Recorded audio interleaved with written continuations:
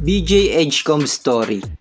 Si Valdez Drexler Edgecombe Jr. o kilala bilang BJ Edgecombe ay isang Bahamian professional basketball player na may height na 6'5" at isang shooting guard na na-draft sa NBA bilang 3rd overall pick ng Philadelphia 76ers. Siya ay pinanganak sa Bimini, isang lugar sa Bahamas noong July 30, 2005. Siya ay lumaki sa hirap at dahil na rin sa limitadong kuryente lang ang meron sa kanilang lugar, sila ay gumagamit lang ng generator para sa pang-araw-araw na gawain.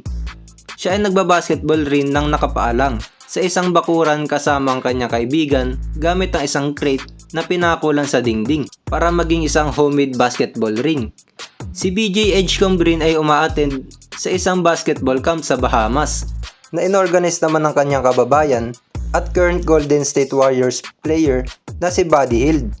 Dito ay nakakalaban niya ang mas matatanda pa sa kanya na nasa 2 to 3 years ang tanda.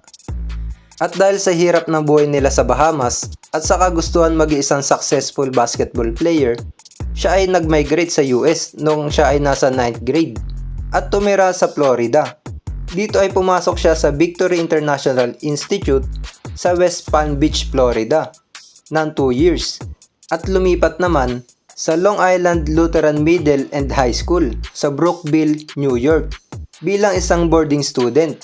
Dito ay nag-average siya ng 15 points, 5 rebounds, 2 assists, and 2 steals per game sa kanyang junior season. At ang Crusaders na kanyang team ay nanalo ng state championship. Si BJ Edgecombe rin ay naging New York Gatorade Player of the Year at National Interscholastic Basketball Conference Player of the Year sa pagtatapos ng season. Sa kanyang senior year naman sa high school, siya ay nag-average ng 17 points, 6 rebounds, 4 assists, 2 steals per game to lead the Crusaders to a 21 wins, 5 losses record.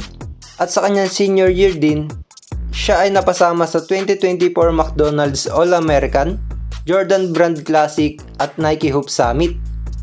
Si BJ Edgecombe rin ay napasama sa Bahamas National Team para sa 2024 Olympic Qualifying Tournament sa Valencia, Spain. Dito ay makakasama niya ang mga NBA player na si DeAndre Ayton, Eric Gordon at Buddy Hield. At dahil sa fully loaded ang shooting guard position na nilalaroan ni BJ Edgecombe, marami ang nagsasabi na mababang kulang ito sa team. Pero ang kanilang head coach na si Chris DeMarco at current assistant coach ng Golden State Warriors ay nagtiwala sa potensyal ng batang-bata na si BJ Edgecombe at nilagay ito bilang 6 months sa team, kung saan nag-average siya ng 16 points, 5 rebounds at 3 assists sa kanyang 4 games. Ngunit natalo ang Bahamas sa host na Spain sa finals. Sa taon rin na ito, si BJ Edgecombe ay 18 years old pa lang at nakitaan siya ng composure, competitiveness at raw talent sa kanyang laro sa international stage.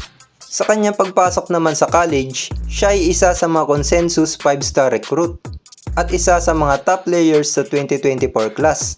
At noong January 14, 2024, siya ay nag-commit para maglaro sa basketball team ng Baylor kesa sa mga bigating team tulad ng Duke at Kentucky. Sa kanyang freshman season, sila ay nakapasok sa Big 12 Conference. Ngunit natalo nga lang sa future first overall pick sa darating na NBA draft na si Cooper Flagg ng Duke.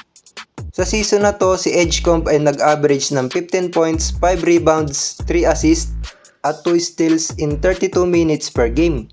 Sa season rin na ito ay nakitaan siya ng pagiging offensive player at isang highlight reel player dahil sa kanyang mga epic dunks.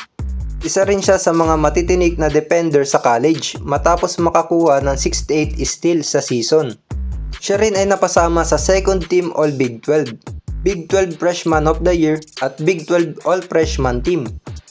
Matapos ang kanyang isang season sa college na maganda ang kanyang nilaro at nakitaan ng athleticism, strong defensive skills at ability to score both inside and outside, at marami rin ang NBA scouts na nakapansin sa kanyang pagiging two-way versatility player. Naisipan niya na magpa-draft sa darating na 2025 NBA draft at napili ng Philadelphia 76ers bilang 3rd overall pick.